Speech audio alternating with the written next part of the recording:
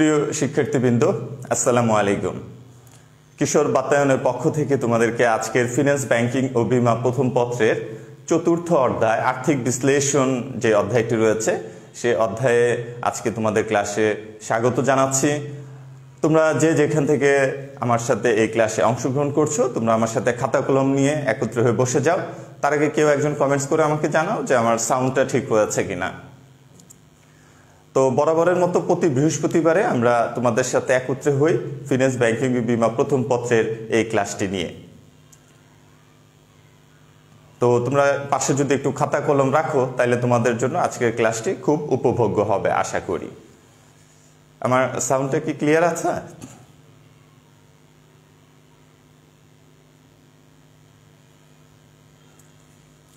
ওকে, তাহলে আমরা আমাদের ক্লাসে চলে আসি। দেখো, আজকে আমি লিখে রেখেছি তোমাদের জন্য ফিন্যান্স ব্যাংকিং ও বীমা একাদশ শ্রেণীর শিক্ষার্থীদের জন্য আর্থিক বিশ্লেষণ অধ্যায়ে ছিলাম আমরা। বিগত যে ক্লাসগুলো আমরা করেছি সেখানে অর্থের সময়মূল্য এবং প্রথম দুটি অধ্যায় আমরা শেষ করেছিলাম, মোট 3টি অধ্যায় শেষ করেছি। এবং আর্থিক বিশ্লেষণের মধ্যে গত ক্লাসে আমরা শিখেছি হচ্ছে ব্রেক ইভেন বিশ্লেষণ বা সময় ব্যয় বিন্দু বিশ্লেষণ। সেই ব্রেক ইভেন শিখতে গিয়ে আমরা শিখেছিলাম যে ব্রেক ইভেন পয়েন্ট কিভাবে বের করতে হয় এককে এবং মোট টাকায়, তারপর চিত্রের মাধ্যমে দেখেছিলাম, নিরাপত্তা প্রান্ত দেখেছিলাম, তারপর মোট বিক্রয়, ভেরিয়েবল মানে পরিবর্তনশীল ব্যয়, স্থির ব্যয় ইত্যাদি বিভিন্ন বিষয়গুলো তোমাদেরকে অঙ্কের সাহায্যে দেখেছিলাম এবং থিওরিগুলো বিশ্লেষণ করেছিলাম। তো আজকে আমরা এই আর্থিক বিশ্লেষণ অধ্যায়ে তোমার একটি গুরুত্বপূর্ণ উপাদান রয়েছে যেটা প্রায় আমাদের পরীক্ষায় আসে, সেটা হচ্ছে নগদ প্রবাহ বিবরণী। তাহলে নগদ প্রবাহ বিবরণী, ক্যাশ ফ্লো স্টেটমেন্ট। তাহলে তোমরা একটু আমার সাথে একটু খাতা কলমে লিখতে হবে আজকে, কারণ এটা খুব গুরুত্বপূর্ণ। এখান থেকে আমাদের এমসিকিউ প্রশ্ন প্রচুর আসে, হ্যাঁ, এবং সিকিউ তো আসবেই। নগদ প্রবাহ বিবরণী, ইংরেজিতে যেটাকে বলা হয় ক্যাশ ফ্লো স্টেটমেন্ট। তাহলে খেয়াল করে দেখো, আমাদের এই আর্থিক বিশ্লেষণ যে অধ্যায়টি রয়েছে 4 নম্বর অধ্যায়ে আমরা ছিলাম। 4 নম্বর অধ্যায় হচ্ছে আর্থিক বিশ্লেষণ। আর্থিক বিশ্লেষণ মানে হচ্ছে একটি প্রতিষ্ঠানের আর্থিক অবস্থার বিবরণী বিশ্লেষণ, অর্থাৎ ওই প্রতিষ্ঠানটি আর্থিকভাবে কতটুকু কোন পর্যায়ে এই সম্পর্কে জানা যাচ্ছে আর্থিক বিশ্লেষণের মাধ্যমে। তো আমি আর্থিক বিশ্লেষণ করব কিভাবে? বিভিন্ন বিবরণী বিশ্লেষণের মাধ্যমে। যেমন এখানে হতে পারে অনুপাত বিশ্লেষণ, হতে পারে ব্রেক ইভেন বিশ্লেষণ, হতে পারে নগদ প্রবাহ বিবরণী বিশ্লেষণ। হ্যাঁ, তো এইভাবে আমরা এই বিভিন্নভাবে আর্থিক অবস্থা বিশ্লেষণ করতে পারি। তো আমরা ব্রেক ইভেন বিশ্লেষণ শেষ করেছি, আজকে আমরা নগদ প্রবাহ বিবরণী বিশ্লেষণ করব। তাহলে প্রথমে আমার প্রশ্ন হচ্ছে যে নগদ প্রবাহ বিবরণী এটা কি? নগদ মানে ক্যাশ বা লিকুইড, প্রবাহ, প্রবাহ মানে আসা যাওয়া। হ্যাঁ, বলে না নদী প্রবাহ, নদীর পানি আসে যায়, এটা। তাহলে প্রবাহ মানে নগদ অর্থের আগমন বহির্গমন, বিবরণী হচ্ছে তালিকা। তাহলে নগদ প্রবাহ বিবরণী কি? যে তালিকার সাহায্যে একটি প্রতিষ্ঠানের একটি নির্দিষ্ট সময়ে কি পরিমাণ নগদ অর্থের আগমন ও বহির্গমন ঘটে তাকে বলা হয় নগদ প্রবাহ বিবরণী। তাহলে এই প্রবাহ শব্দটিকে আমরা বলতে পারি আগমন ও বহির্গমন, আগমন ও বহির্গমন। তাহলে নগদ প্রবাহ বিবরণী কাকে বলে? যে বিবরণীর সাহায্যে একটি প্রতিষ্ঠানের একটি নির্দিষ্ট সময়ে বা নির্দিষ্ট আর্থিক বছরে কি পরিমাণ নগদ অর্থের আগমন ও বহির্গমন। আগমন মানে নগদ টাকা আসছে, বহির্গমন মানে নগদ টাকা চলে যাচ্ছে।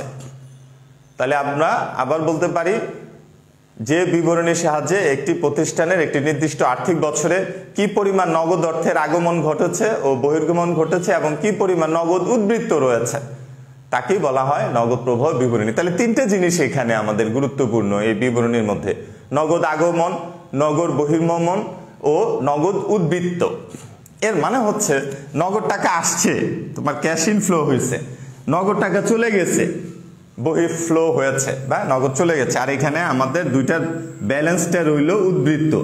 উদ্বৃত্ত মানে আসা যাওয়ার মাঝখানে যদি কিছু থেকে যায় সেটা হচ্ছে তোমার ধনাত্মক উদ্বৃত্ত। আর যদি আমার ঋণ করা লাগে বা ঘাটতি হয় তাকে বলা হয় ঋণাত্মক উদ্বৃত্ত। তাহলে উদ্বৃত্তটা প্লাসেরও হইতে পারে, মাইনাসেরও হইতে পারে। প্লাসের আসলে ধনাত্মক, মাইনাসের আসলে ঋণাত্মক। প্লাসের আসলে বলবো আমরা উদ্বৃত্ত রয়েছে, আর মাইনাসের আসলে আমরা বলবো ঘাটতি, তাহলে উদ্বৃত্ত অথবা ঘাটতি, এই যে উদ্বৃত্ত অথবা ঘাটতি। তাহলে যে বিবরণী বিশ্লেষণের মাধ্যমে একটি প্রতিষ্ঠানে নগদ অর্থের আগমন ও বহির্গমন এবং নগদ উদ্বৃত্ত বা ঘাটতির পরিমাণ জানা যায় তাকে বলা হয় নগদ প্রবাহ বিবরণী। ওকে, তাহলে আমরা নগদ প্রবাহ বিবরণী কাকে বলে সেটা সংজ্ঞাটা আশা করি সবাই খুব ক্লিয়ার হয়ে গিয়েছি। খুব সহজ, কিন্তু আসলে খুবই সহজ। তোমরা আমার সাথে একটু থাকো, এই আধা ঘন্টা এটার মধ্যে দেখবে যে বিবরণী বিশ্লেষণ তোমাদের পড়িয়ে ফেলবো। নগদ প্রবাহ বিবরণী সরি নগদ প্রবাহ বিবরণী দুইভাবে করা যায়, অর্থাৎ এই বিবরণীটা আমরা করতে পারবো দুইভাবে। একটা, প্রথমে হচ্ছে পরোক্ষ পদ্ধতি, পরোক্ষ পদ্ধতি, তারপরে হচ্ছে প্রত্যক্ষ পদ্ধতি, প্রত্যক্ষ পদ্ধতি। তাহলে indirect method, direct method. Cash flow statement তুমি দুইভাবে করতে পারো, একটা ইনডাইরেক্ট মানে পরোক্ষ পদ্ধতি, আর একটা ডাইরেক্ট মানে প্রত্যক্ষ পদ্ধতি। তবে আমাদের ইন্টারমিডিয়েট লেভেলে এটা পরোক্ষ পদ্ধতি পরীক্ষায় সাধারণত আসে। আর এই নগদ প্রবাহ বিবরণী এটা শুধু একাদশ দ্বাদশ শ্রেণীতে আছে তা না, এটা তোমার অনার্স বা বিবিএ যখন তুমি করবা, এমবিএ যখন করবা, এগুলো সব সময় তোমার পিছু পিছু থাকবে। তো যার ফলে তুমি যদি ইন্টারমিডিয়েট লেভেল থেকে এই জিনিসের বেসিক কনসেপ্টগুলো ক্লিয়ার করে ফেলো, তাহলে তোমার জন্য পরবর্তীতে এই অঙ্কগুলো তুমি যখন বিবিএ এমবিএতে ইংরেজিতে করবা তখন তোমার খুব ইজি হয়ে যাবে। তাহলে আমরা এখন তোমার সামনে ব্যাখ্যা করব কিভাবে পরোক্ষ পদ্ধতিতে নগদ প্রবাহ বিবরণী প্রস্তুত করা যায়। তাহলে আমরা একটা বিবরণী প্রস্তুত করি, নগদ প্রবাহ বিবরণী। ব্র্যাকেটে লিখে দিলাম পরোক্ষ পদ্ধতিতে, পরোক্ষ পদ্ধতিতে নগদ প্রবাহ বিবরণী পরোক্ষ পদ্ধতিতে। আচ্ছা, তাহলে আমরা একটা এরকম বিবরণী তৈরি করি, একটা টেবিল তৈরি করে ফেলো তোমরা আমার সাথে। আমরা টাকার ঘর দুইটা রাখলাম, একটা টাকার ঘর দিয়েও করা যায় আসলে। এখানে এই বিবরণীটা আমি একটু দেখাই, সবাই একটু লিখে ফেলবা। হ্যাঁ, বিবরণ টাকা এবং টাকা। তো আমি আগে তোমাদের বলেছি যে নগদ প্রবাহ বিবরণীটা এমনভাবে প্রস্তুত করতে হয় যাতে আমার প্রশ্নের মধ্যে যে সমস্ত লেনদেনগুলোর ফলে আমার নগদ অর্থের আগমন ঘটেছে বা নগদ টাকা বাড়ে সেগুলো যোগ, আর যে সমস্ত লেনদেনগুলোর ফলে নগদ অর্থ চলে যায় সেটা বিয়োগ। তাহলে এখানে হচ্ছে যে কিছু অংশ যোগ হবে, কিছু অংশ বিয়োগ হবে। যোগের অংশ থেকে বিয়োগের অংশ বিয়োগ দিব। যদি ধনাত্মক উদ্বৃত্ত থাকে, ধনাত্মক অ্যামাউন্ট থাকে, তাহলে আমরা বলবো উদ্বৃত্ত, আর ঋণাত্মক থাকলে বলবো আমাদের ঘাটতি। তাহলে আমাদের দেখতে হবে যে কোন কোন উপাদানগুলো এখানে যোগ হয়, অর্থাৎ নগদ অর্থের আগমন ঘটে, সেগুলো যোগ করব। তারপর দেখব কোন কোন উপাদানগুলোর কারণে নগদ অর্থের বহির্গমন ঘটে, সেগুলো বিয়োগ করব। তাহলে আমরা এটাকে নগদ প্রবাহ বিবরণীর 3টে স্টেপ রয়েছে, এটা মুখস্থ করে ফেলতে হবে। প্রায় আমাদের পরীক্ষায় কিন্তু এমসিকিউ প্রশ্ন আসে যে পরোক্ষ পদ্ধতিতে নগদ প্রবাহ বিবরণীর ধাপ কয়টি? উত্তর হলো 3টি। আচ্ছা, 3টি ধাপ কি কি? তোমরা আগে 3টি ধাপ একটু আমার সাথে সাথে লেখো। ক নাম্বার হচ্ছে পরিচালন কার্যক্রম থেকে নগদ প্রবাহ। পরিচালন কার্যক্রম থেকে, পরিচালন কার্যক্রম থেকে নগদ প্রবাহ। পরিচালন কার্যক্রম থেকে নগদ প্রবাহ। পরিচালন কার্যক্রম থেকে নগদ প্রবাহ। পরিচালন কার্যক্রম থেকে নগদ প্রবাহ। আমরা যেহেতু টাকার পরিমাণটা এখন লিখবো না, আমরা শুধু আগে টেবিলটা শিখবো আজকে, তো তার জন্য আমি এই টেবিলের বিবরণের জায়গাটা একটু বড় হবে, কারণ তোমরা দেখতে পাচ্ছ কিনা, যদি নেটওয়ার্ক সমস্যার জন্য অনেক সময় দেখতে একটু সমস্যা হবে। তো আমি বলার সাথে সাথে তুমি যদি লিখে ফেলো তাহলে তোমরা বোর্ড নির্ভর হতে হবে না, আমার কথা দিয়েই তুমি আশা করি যে এই অঙ্কটা বুঝে ফেলতে পারবা। তাহলে আমার প্রথম স্টেপ হচ্ছে পরিচালন কার্যক্রম থেকে নগদ প্রবাহ। আমি বললাম যে 3টে স্টেপ। 1 নাম্বার স্টেপ আমরা এখন মুখস্থ করলাম যে পরিচালন কার্যক্রম থেকে নগদ প্রবাহ। এখন আমরা দেখব যে এই পরিচালন কার্যক্রম থেকে নগদ প্রবাহ কিভাবে নির্ণয় করা যায়, কারণ আমার সামনে তো 3টি স্টেপ রয়েছে। প্রথম স্টেপে আমরা আসছি পরিচালন কার্যক্রম থেকে নগদ প্রবাহ। এখন কিভাবে বের করবো, এটা একটা কোলন দিয়ে রাখি, কারণ এখানে বিভিন্ন উপাদান আসবে, বিভিন্ন উপাদানের বা বিভিন্ন লেনদেনের কারণে টাকা আসবে, ওগুলো যোগ দিব, আবার যে লেনদেনগুলোর কারণে টাকা চলে যাব সেটা বিয়োগ দিব। তাহলে এই যে যোগ বিয়োগের কিছু কার্যক্রম আমার এখানে রয়েছে। তাহলে প্রথমে আমার এখানে আসবে নিট মুনাফা। আমরা যেমন এক মালিকানা কারবারের ক্ষেত্রে ক্রয় বিক্রয় হিসাব, লাভ ক্ষতি হিসাব নির্ণয় করি, তাহলে লাভ ক্ষতি হিসাব থেকে আমাদের আসে হচ্ছে নিট মুনাফা। এই নিট মুনাফা আমরা এখানে আনলাম। নিট মুনাফার একটা পরিমাণ তোমার দেয়া থাকতে পারে, যেটা দেয়া থাকে আমরা এটা একবার লাস্ট কলামে নিয়ে যাব। নিট মুনাফাটা আমাদের স্ট্রাকচারটা মনে রাখতে হবে যে পরিচালন কার্যক্রম থেকে নগদ প্রবাহ নির্ণয়ের জন্য প্রথমে আমার নিট মুনাফার প্রয়োজন হবে। আচ্ছা, তারপর এই পরিচালন কার্যক্রম থেকে নিট মুনাফা করার জন্য নিট মুনাফার সাথে কিছু অংশে সমন্বয় করতে হয়। সমন্বয় করা মানে হচ্ছে যোগ বিয়োগ করা। তাহলে এটার সাথে আমরা একটু লিখতে পারি যে নিট মুনাফার সমন্বয় বা পরিচালন কার্যক্রমের জন্য পরিচালন কার্যক্রমের জন্য নিট মুনাফার সমন্বয়। আচ্ছা, এখন এই পরিচালন কার্যক্রমের জন্য নিট মুনাফার সমন্বয়ের মানে হলো এই যে এখানে যে আমরা নিট মুনাফা লিখলাম, এই সমন্বয় মানে হচ্ছে কিছু উপাদান যোগ হবে, কিছু বিয়োগ হবে, এটা লেনদেনের উপর নির্ভর করবে। এখন দেখো কি উপাদান যোগ হবে, আমি যদি প্লাসের দিই যোগ, কি কি যোগ করব। যেমন নিট মুনাফার সাথে আমি সমন্বয়টা করব, প্রথমে হচ্ছে অবচয়, এটা আমরা ইনার কলামে লিখব, এই প্রথম কলামটা। তারপর এখানে যোগ বিয়োগ করে ওই পাশে নিয়ে যাব, নিট মুনাফার সাথে যোগ করলে আমার বের হয়ে যাবে পরিচালন কার্যক্রম থেকে নগদ প্রবাহ। আচ্ছা, অবচয়। তারপর হচ্ছে কি কি অংশ যোগ হবে, যোগের আইটেমগুলো আগে লিখে ফেলো। স্থায়ী সম্পত্তি বিক্রয়জনিত ক্ষতি, স্থায়ী সম্পত্তি বিক্রয়জনিত ক্ষতি, স্থায়ী সম্পত্তি বিক্রয়জনিত ক্ষতি। আচ্ছা, তারপর হচ্ছে স্থায়ী সম্পত্তি বিক্রয়জনিত যদি মুনাফা হয় তাহলে বিয়োগ। একটার সাথে সাথে একটু খেয়াল করে ফেললে হয়, স্থায়ী সম্পত্তি বিক্রয়জনিত ক্ষতিটা এখানে যোগ হবে, কারণ আমাদের যখন নিট মুনাফা নির্ণয় করেছিলাম সেইখানে ক্ষতিটা আমরা বিয়োগ দিয়েছিলাম, এখানে যোগ দিতে হবে। আর আরেকটা হচ্ছে স্থায়ী সম্পত্তি বিক্রয়জনিত মুনাফা বা লাভ, মুনাফা, স্থায়ী সম্পত্তি বিক্রয়জনিত মুনাফা এখানে আমাদের যোগ বিয়োগ হবে, এটা এখানে স্থায়ী সম্পত্তি বিক্রয়জনিত মুনাফা বিয়োগ হবে। আচ্ছা, তাহলে এই দুইটা আইটেম দেখলাম। তারপর আমরা চলে আসব তোমার চলতি সম্পদ। চলতি সম্পদ যদি এখানে বৃদ্ধি পায় তাহলে হ্রাস হবে। তাহলে আমি আগে বৃদ্ধিটা লিখি, যোগ হচ্ছে চলতি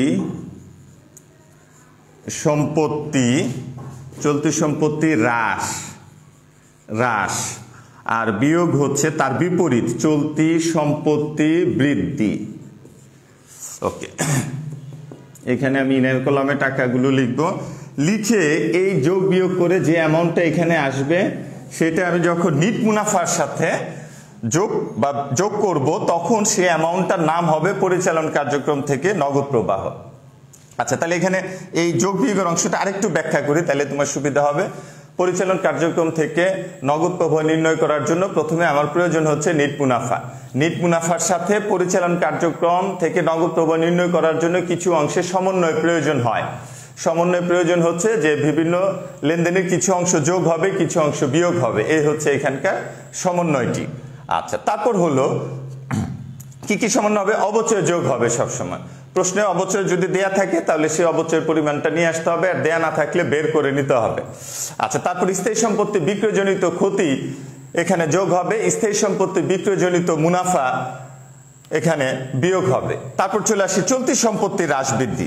আচ্ছা, চলতি সম্পত্তি হ্রাস বৃদ্ধি আমি একটু উপরে লিখলে তোমার জন্য সুবিধা হবে, আসলে এটা নিচে হয়তো দেখা যায় না। চলতি সম্পত্তি হ্রাস বৃদ্ধি, আবার এখানে লিখি চলতি সম্পত্তি হ্রাস যদি পায়, হ্রাস, তাহলে আমার যোগ হবে, কিন্তু এই যে এখানে আমি প্লাস লিখে দিলাম। আচ্ছা, কেন, এটা একটু অনেকের প্রশ্ন মনে থাকতে পারে। তাহলে আমাকে জানতে হবে যে চলতি সম্পত্তিগুলো কি কি। যেমন চলতি সম্পত্তির প্রথমে হচ্ছে দেনাদার, তাই না? দেনাদার হচ্ছে যাদের কাছে আমরা টাকা পাবো। তাহলে এই টাকার পরিমাণটা যদি কমে যায় তার মানে আমার দেনাদার যারা আছে তারা আমাকে টাকা দিয়ে ফেলছে, তার মানে কি আমার নগদ অর্থের আগমন ঘটছে, এর জন্য যোগ। তাহলে চলতি সম্পত্তি হ্রাস পেলে আমার যোগ হয়। আর তার বিপরীত হচ্ছে চলতি সম্পত্তি যদি বৃদ্ধি পায়, চলতি সম্পত্তি বৃদ্ধি পেলে তাহলে বিয়োগ হয়। এর কারণ হচ্ছে ওই যে বাকিতে বিক্রয় যদি আমি বাড়াই, তার মানে তো হচ্ছে আমার চলতি সম্পত্তি বাড়তেছে, কারণ চলতি সম্পত্তির একটি উপাদান হচ্ছে আমার দেনাদার। এটা যদি বেড়ে যায় তাহলে দেখা যাচ্ছে যে আমি তাদের নিকট থেকে নগদ টাকা পাচ্ছি না, তারা বাকিতে মাল নিয়ে যাচ্ছে, তাহলে নগদ অর্থের ঘাটতি হচ্ছে, এর জন্য বিয়োগ হচ্ছে। যেমন আরেকটা উদাহরণ যদি নেই, ধরো মজুদ পণ্য, চলতি সম্পত্তির একটা উপাদান আমি লিখলাম মজুদ। মজুদ পণ্য যদি হ্রাস পায় তার মানে মজুদের পরিমাণ হ্রাস পেয়েছে, ধরো মজুদ বিক্রি করে ফেললাম বা উৎপাদনে দিলাম, তাহলে আমার নগদ টাকা আসবে, এর জন্য কিন্তু যোগ। আবার মজুদের পরিমাণ যদি বৃদ্ধি পায় তার মানে আমি নগদ টাকা দিয়ে কাঁচামাল বা মজুদ পণ্য ক্রয় করেছি, যার ফলে আমার চলতি সম্পত্তি বৃদ্ধি পেয়েছে কিন্তু নগদ টাকা চলে গিয়েছে, এর জন্য বিয়োগ। তো শিক্ষার্থী বন্ধুরা, এখানে আমাদের এমসিকিউ প্রশ্ন আসে বোর্ডে প্রায়, যেমন বললো দেনাদার হ্রাস পেলে পরিচালন কার্যক্রম থেকে নগদ প্রবাহ নির্ণয়ে যোগ হয় না বিয়োগ হয়। তাহলে খেয়াল করবা যে চলতি সম্পত্তির ক্ষেত্রে বিপরীত, হ্রাস পেলে যোগ, বৃদ্ধি পেলে বিয়োগ। মানে হ্রাসের ক্ষেত্রে সাধারণভাবে মনে হয় কি হ্রাস মানে বিয়োগ, কিন্তু চলতি সম্পত্তির ক্ষেত্রে তার বিপরীত। কেন বিপরীত তার ব্যাখ্যাটা কিন্তু আমি আবারও দিচ্ছি আরেকটা উদাহরণ দিয়ে। যেমন মনে করো যে প্রাপ্য বিল বা কাগজের সাহায্যে বা একটা দলিলের সাহায্যে আমি বিক্রি করছি, এটার পরিমাণ যদি বেড়ে যায় তাহলে নগদ টাকা তো পাচ্ছি না, আমি দলিল পাচ্ছি। তাহলে যদি আমার এই চলতি সম্পত্তির পরিমাণ বৃদ্ধি পায় তাহলে নগদ টাকা হ্রাস পায়, এর জন্য বিয়োগ। আর এই দলিলটা যদি আমি দিয়ে ক্যাশ টাকাটা নিয়ে নেই তাহলে ওই সম্পত্তিটা হ্রাস পাচ্ছে, দলিলটা হ্রাস পাচ্ছে কিন্তু নগদ টাকা বৃদ্ধি পাচ্ছে, যার ফলে এটা যোগ। তাহলে এখানে এটা আমরা ক্লিয়ার হতে পারলাম কিনা যে কেন চলতি সম্পত্তি হ্রাস পেলে যোগ, কেন চলতি সম্পত্তি বৃদ্ধি পেলে বিয়োগ। তাহলে চলতি সম্পত্তির উপাদানগুলো কি কি, যেমন দেনাদার, মজুদ পণ্য, তারপর তোমার অগ্রিম ব্যয়, প্রাপ্য বিল ইত্যাদি। তাহলে চলতি সম্পত্তি হ্রাস বৃদ্ধিটা সবাই ক্লিয়ার কিনা?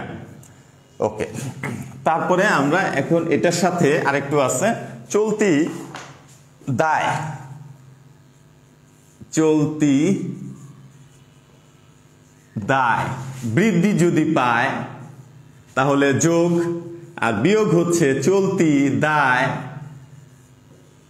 হ্রাস। কেন, এর ব্যাখ্যাটা খেয়াল করো।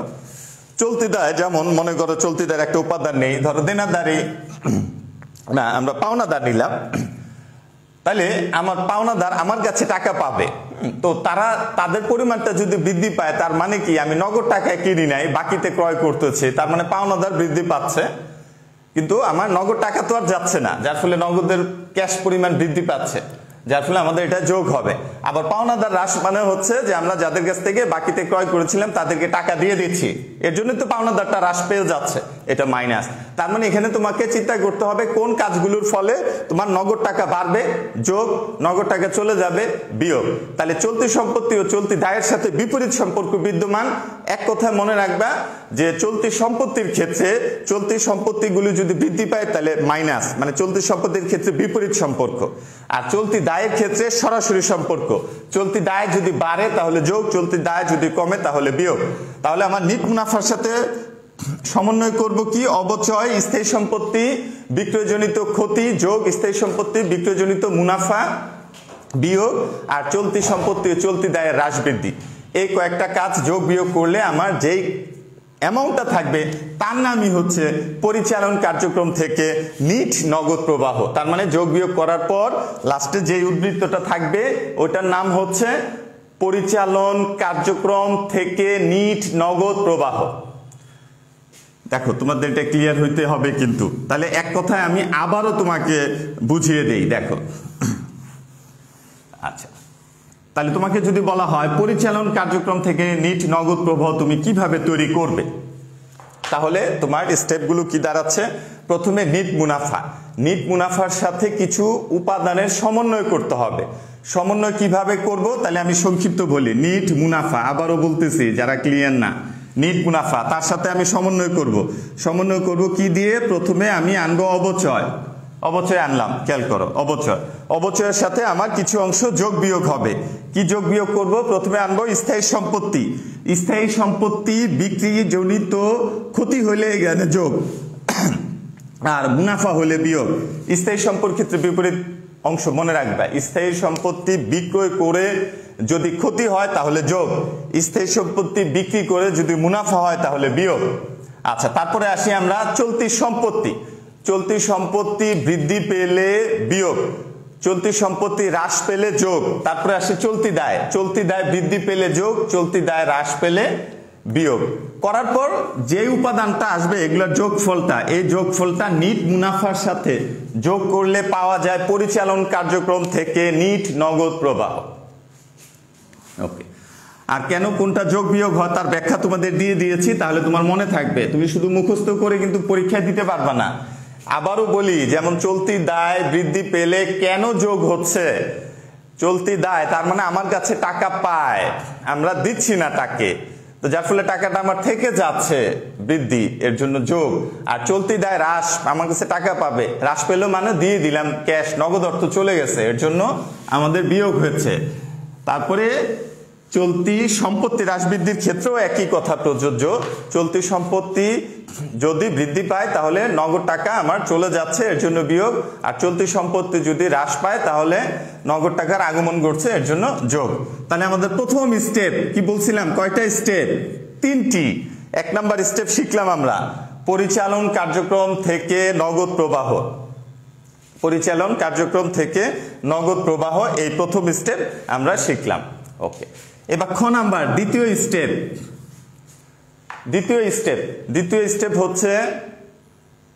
দ্বিতীয় স্টেপ হলো আমাদের বিনিয়োগ কার্যক্রম থেকে নগদ প্রবাহ। দ্বিতীয় স্টেপ বিনিয়োগ কার্যক্রম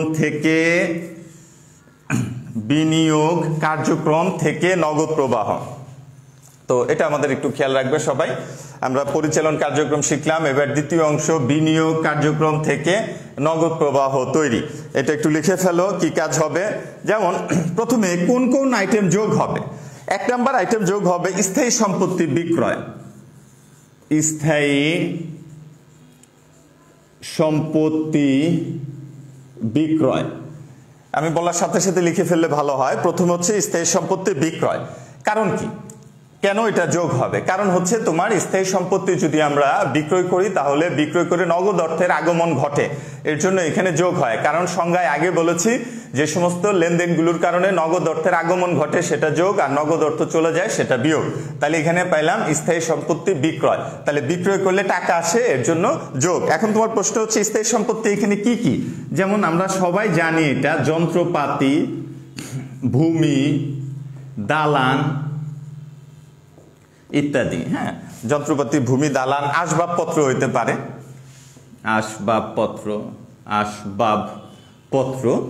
তাহলে স্থায়ী সম্পত্তি বিক্রি করলে নগদ অর্থের আগমন ঘটে। তাহলে এখন আমি এখানে লিখলাম স্থায়ী সম্পত্তি বিক্রয়। পরীক্ষায় গিয়ে দেখলা যে আসলা যে 10,000 টাকার যন্ত্রপাতি বিক্রয় করা হলো, তাহলে এখানে যন্ত্রপাতি বিক্রয় লিখতে হবে। আমি একসাথে এই স্থায়ী সম্পত্তি দিয়ে এগুলো যে কোনো আইটেম পরীক্ষায় আসতে পারে সেটা এক লাইনেই বুঝিয়ে দিলাম। আচ্ছা, তারপর হচ্ছে আরো কি কি যোগ হবে? আমি যদি অন্য কোনো প্রতিষ্ঠানে বিনিয়োগকৃত শেয়ার বিক্রি করে দেই, অন্য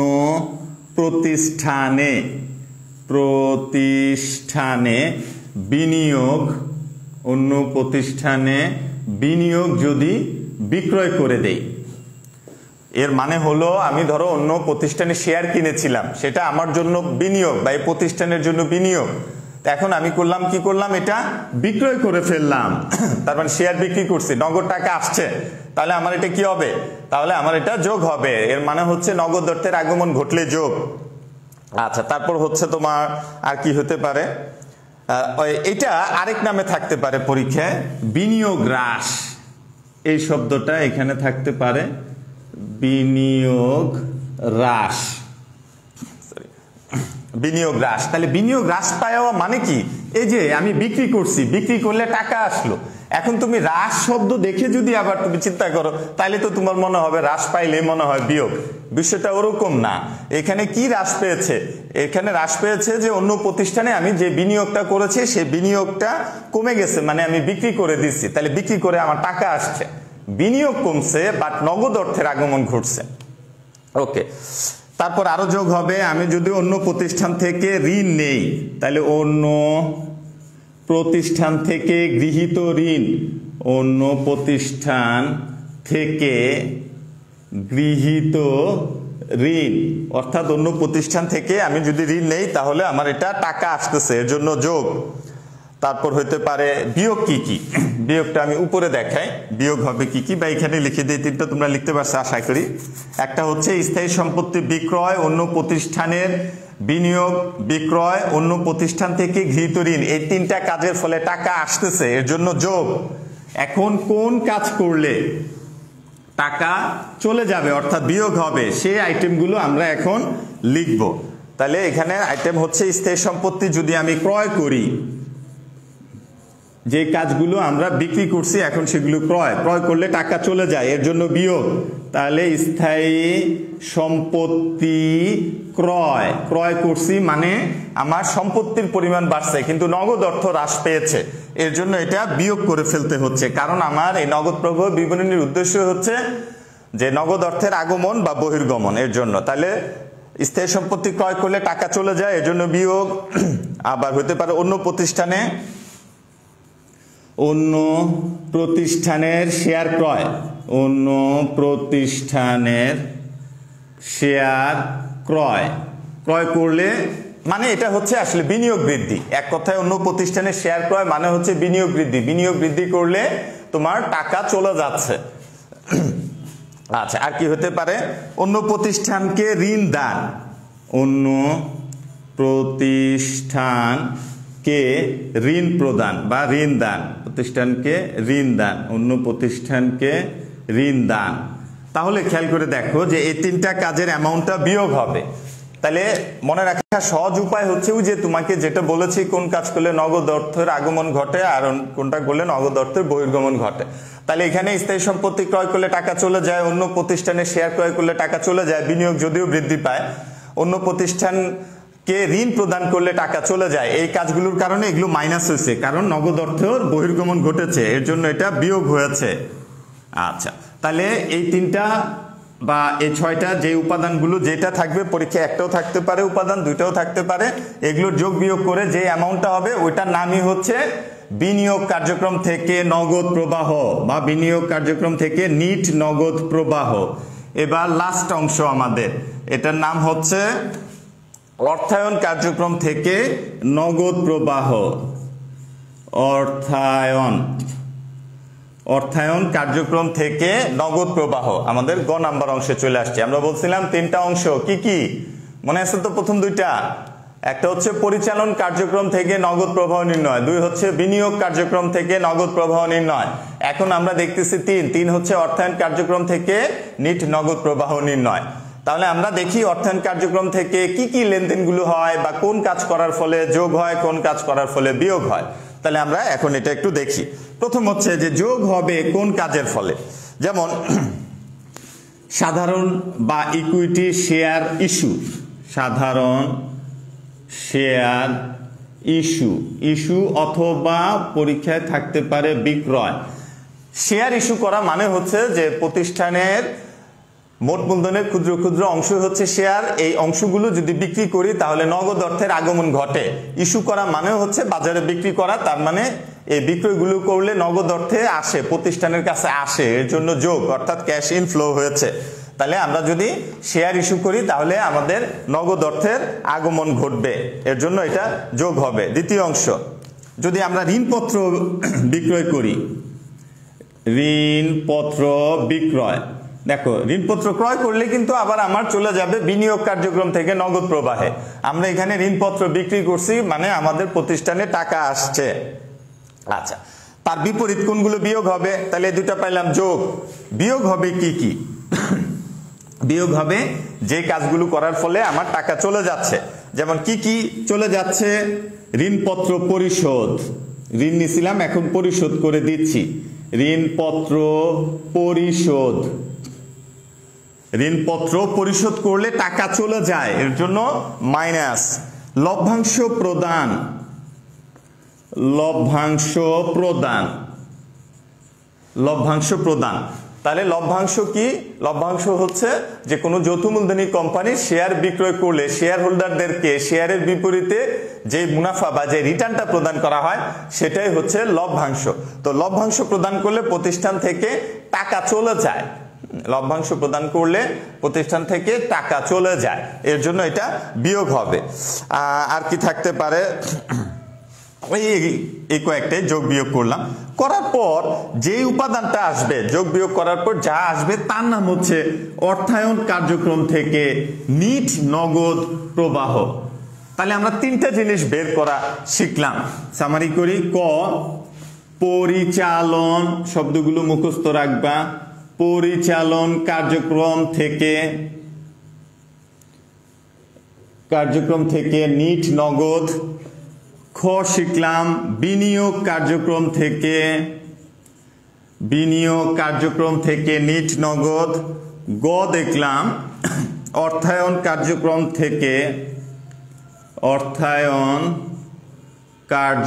থেকে নিট নগদ। এই তিনটা উপাদান আমরা যোগ করব। যোগ করলে আমাদের যদি পজিটিভ আসে, এটাকে আমরা বলতে পারি নগদ অর্থের হ্রাস অথবা বৃদ্ধি। এর মানে হলো যদি এই তিনটার যোগফল ধনাত্মক হয় তাহলে নগদ অর্থ বৃদ্ধি পাবে, আর এই তিনটার যোগফল যদি ঋণাত্মক হয় তাহলে নগদ অর্থের হ্রাস পাবে। তাহলে এই তিনটা যোগ করলে যে উপাদানটা আসবে, আমি উপরে চলে আসি, মনে করি এই উপাদানটা আসলো, ওইটার নাম নগদ অর্থের হ্রাস অথবা বৃদ্ধি। হ্রাস অথবা বৃদ্ধি লিখলাম, দুইটাই লিখলাম এই জন্য, তোমাদের পরীক্ষায় দুইটা লেখা লাগবে না। যদি ধনাত্মক হয় তাহলে লিখবা বৃদ্ধি, আর যদি ঋণাত্মক হয় তাহলে লিখবা হচ্ছে হ্রাস। পাওয়ার পর আমাদের প্রশ্নে থাকে প্রারম্ভিক নগদ উদ্বৃত্ত। অর্থাৎ একটি ব্যবসা প্রতিষ্ঠান যখন ব্যবসা শুরু করে তখন একটি নির্দিষ্ট নগদ অর্থ থাকে, তাহলে এই যেই অর্থ থাকে তার সাথে এই উদ্বৃত্ত, প্রারম্ভিক উদ্বৃত্ত যদি যোগ করি তাহলে আমরা পাবো যে নগদ অর্থের সমাপনী উদ্বৃত্ত। নগদ অর্থের সমাপনী উদ্বৃত্ত, নগদ অর্থের সমাপনী উদ্বৃত্ত। শেষ। তাহলে শিক্ষার্থী বন্ধুরা দেখো আমরা কত সহজ একটি জিনিস, কিন্তু পরীক্ষায় আমাদের প্রচুর এমসিকিউ আসে এবং সিকিউ আসে এটার ক্ষেত্রে। তাহলে আমি সামারি যদি করি, নগদ প্রবাহ বিবরণী প্রস্তুত করার পদ্ধতি কয়টি? দুইটি, একটি পরোক্ষ পদ্ধতি আর একটি প্রত্যক্ষ পদ্ধতি। প্রথমে আমরা দেখব, আমাদের জন্য ইম্পর্টেন্ট হচ্ছে এই একাদশ ও দ্বাদশ শ্রেণীর জন্য পরোক্ষ পদ্ধতি। পরোক্ষ পদ্ধতিতে নগদ প্রবাহ বিবরণীর স্টেপ বা ধাপ তিনটি। প্রথম হচ্ছে পরিচালন কার্যক্রম থেকে নিট নগদ প্রবাহ, খ হচ্ছে বিনিয়োগ কার্যক্রম থেকে নিট নগদ প্রবাহ এবং গ হচ্ছে অর্থায়ন কার্যক্রম থেকে নিট নগদ প্রবাহ। এই তিনটি উপাদান যদি আমরা যোগ বিয়োগ করি তাহলে যদি ধনাত্মক অ্যামাউন্ট আসে তাহলে হবে নিট নগদ বৃদ্ধি, আর যদি ঋণাত্মক অ্যামাউন্ট আসে নগদ প্রবাহ হ্রাস। তারপর তার সাথে প্রারম্ভিক নগদ প্রবাহ যদি যোগ দেই তাহলে আমার মিলে যাবে সমাপনী নগদ উদ্বৃত্তের সাথে।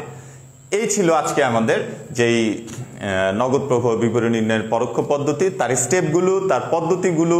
যেহেতু সময়টা কম এর জন্য অল্প সময়ের মধ্যে চেষ্টা করলাম স্টেপগুলো পড়াই দিতে। আগামী ক্লাসটায় আমরা এই স্টেপগুলোর সাহায্যে যদি একটা অঙ্ক দেখি তাহলে আমাদের কাছে একেবারে ক্লিয়ার হয়ে যাবে আশা করি।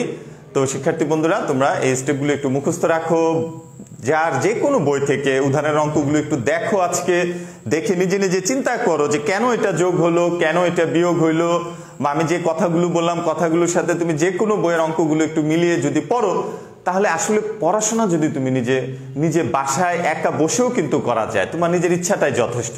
তো আমরা আমাদের শিক্ষার্থীদের সেই ইচ্ছাটা দেখার প্রত্যাশায় রইলাম। তো আগামী ক্লাস দেখার আমন্ত্রণ রইল। আগামী বৃহস্পতিবারে ঠিক সকাল 10টায় তোমাদের সামনে হাজির হব ইনশাল্লাহ। তো সে পর্যন্ত সবাই সুস্থ থাকো, ভালো থাকো, আমার জন্য দোয়া করো। আসসালামু আলাইকুম।